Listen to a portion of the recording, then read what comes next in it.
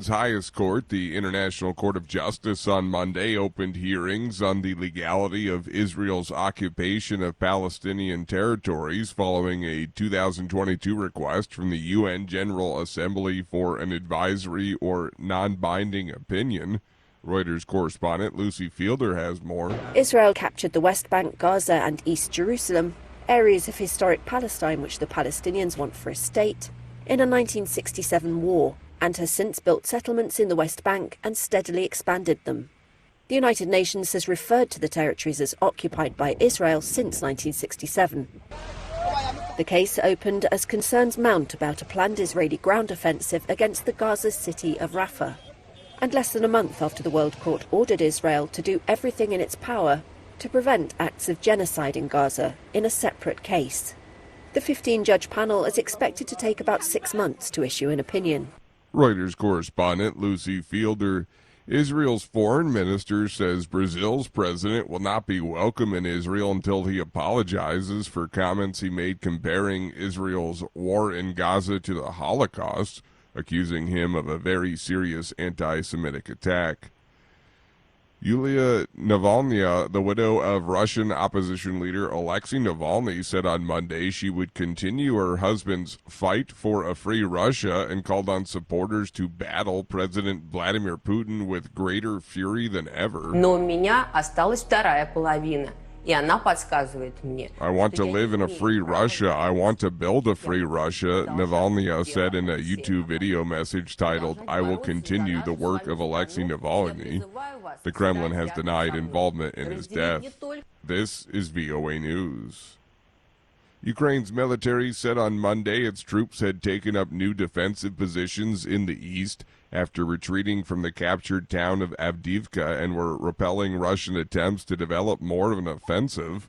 Reuters correspondent Olivia Zelino has more. Military footage released by Ukraine shows scenes from the battlefield, including Ukrainian soldiers barricading inside industrial buildings.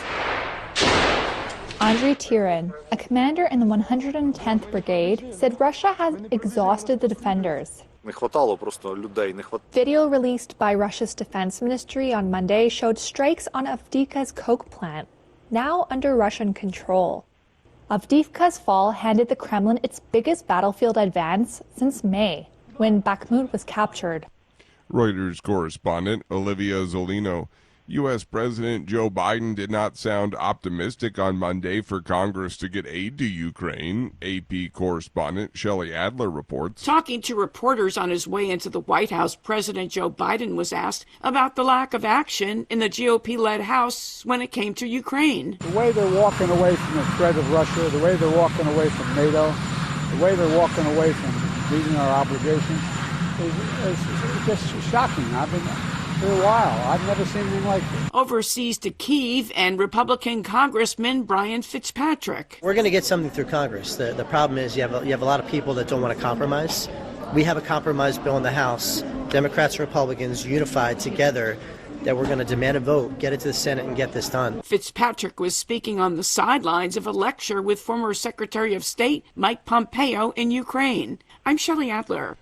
The UN Secretary General said on Monday the Taliban set unacceptable conditions for attending a meeting about Afghanistan. Antonio Guterres said Taliban demands included the exclusion of Afghan civil society members from the talks in Doha, Qatar, and the treatment that amounted to official recognition of the Taliban as the country's legitimate rulers. No country recognizes them as Afghanistan's government, and the UN has said recognition is almost impossible while bans on female education and employment remain in place. A tribal clash in Papua New Guinea's remote highlands, in which more than 20 people were shot and killed on Sunday, has put a growing internal security problem under the microscope in the strategically vital South Pacific island nation that has garnered closer military attention from the United States and China. Tribal warfare has a long history across the country and is becoming more lethal with an influx of modern firearms.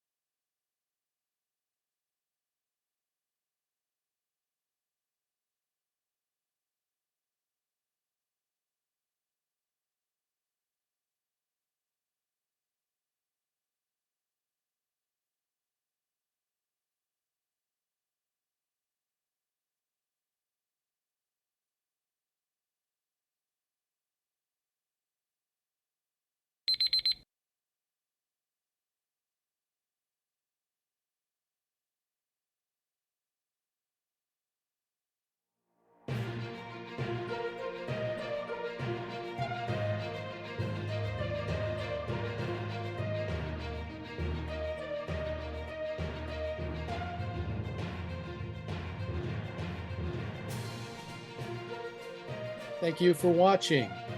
Can you do me a favor? Please leave a comment in the comments section below. That would really help. Thank you, and see you again soon.